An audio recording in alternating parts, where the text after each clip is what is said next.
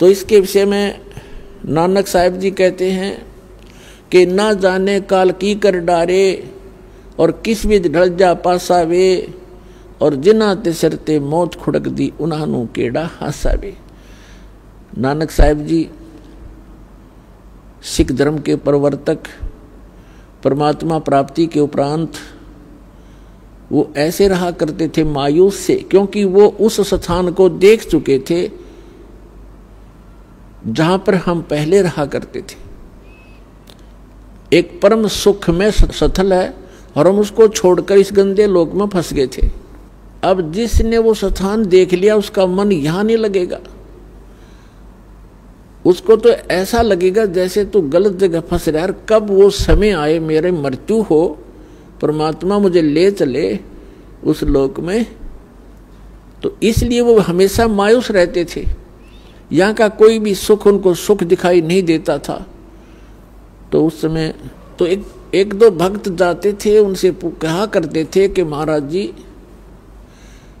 आप हमें कभी खुश नजर नहीं आते, आप मायूस मायूस से रहते हैं, इसका कारण बताइए। तो नानक साहिब जी ने कहा था भाई ना जाने काल की कर डारे और किस विध ढल जा पासावे और जिन हाथे सिरते मौत खुड़क दी उन्हां केड़ा हासावे। क्या हमें पता है, ये मालूम है कि कभी भी बिजली गिर जाएगी, ना जाने किन कारणों से हार्ट अटैक हो जा, कोई और रोग के कारण मृत्यु हो जा, दुर्घटना में हो जाए। और यहाँ पता नहीं के बिजली गिर जा। जैसे उत्तराखंड के अंदर गए थे केदारनाथ का माथा टेकने और कल्याण कराने, और वो क्या हो गया वहाँ पर 1 सेकंड में आराम से बैठे बतला रहे थे। कोई कुछ कर रहा था, कोई सोच रहा था, कोई विवाह की बातें कर रहा था, कोई भविष्य की प्लानिंग बना रहा था, ये बनाऊंगा वह कोठी बनाऊंगा। अरे 1 मिनट में बादल फट गया, इतना भयंकर फ्लड आएगी कि सब कुछ बहा दिया, उनकी नामो निशान नहीं। काफ़ी लोगों का तो 100 भी नहीं मिले, मलबे के अंदर दब गए। तो पुण्यात्मा इसे लोक में और नाचो गाओ और यहाँ के भविष्य की स्कीम और ये कोठी बनाने की बनाओ, तो भक्त नहीं हो, छींट नहीं लगी आपका भक्ति की। फिर तो नानक साहिब जी कहते ना जाने काल की कर डारे और किस विध ढल जा पासावे और जिनाते सरते मौत खुड़क दी। 1 सेकंड का पता नहीं। कबीर साहब कहते ना जाने अगले सांस का आवण हो ना हो।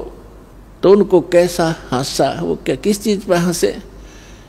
फिर उन्होंने पूछा क्या आप सदा ऐसे मायूस रहते हैं, क्या आप सदा ऐसे ही रहते हैं? कहते नहीं, साध मिले सड़ साधी होंदी और विछड़ जाए दिलगीरी वे, अख दे नानक सुनो जिहाना ये मुश्किल हाल फकीरी वे।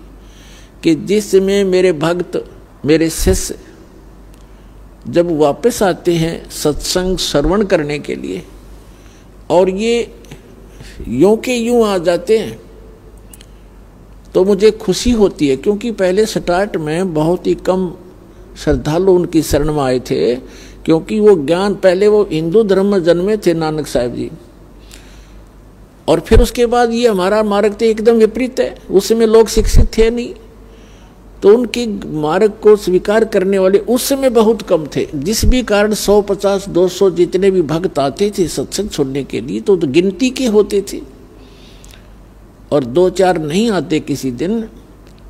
तो गुरुदेव पूछा करते थे फलाना नहीं आया भाई, क्या बात होगी। जब ये पता लगता था उनको कि वो कोई किसी काम बस नहीं आया तो कोई बात नहीं। और 1-2 ऐसे भी होते थे जो दूसरे सिरफिरे संत उनके शिष्य उनको गुमराह कर लेते थे, बहका देते थे।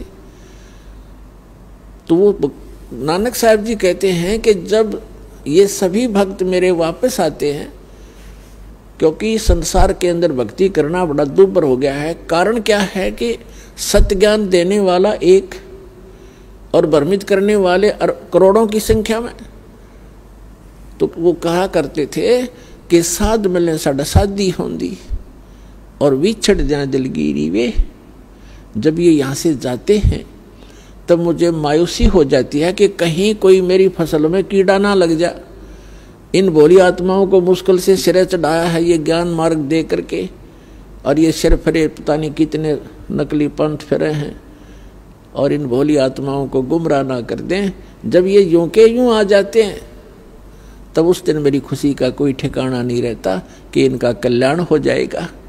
ये भ्रमित नहीं हुए हैं। साध मिले सड़ शादी होंदी, शादी माने खुशी, और विछड़ जाए दिलगिरी वे। जब ये विछड़ जाते हैं तो मेरे दिल में बड़ा दुख होता है। ये बात सताती रहती है कहीं इन बच्चों को कोई गुमराह ना कर दे, इनका जीवन नाश हो जाए। अख दे नानक सुनो जिहाना, ये मुश्किल हाल फकीरी वे। इस भक्ति का करना बड़ा कठिन है, क्योंकि अन्य साधनाएं तो परंपरागत है, उसमें तो कोई ये कहने वाला ही नहीं है कि आप ये ना करो, ये गलत है। जो कर रहा है वो ठीक है, हाँ बस बिल्कुल बहुत अच्छा, मैं ये करता हूँ, आप क्या करते हो, मैं ये करता हूँ, बस ठीक है, आप भी करो हम भी कर रहे हैं। और इसमें यह कहना पड़ता है कि नहीं ये नहीं करना, ये नहीं करना, ये करना। तो इस प्रकार ये थोड़ा सा कठिन मुश्किल हाल फकीरी वे।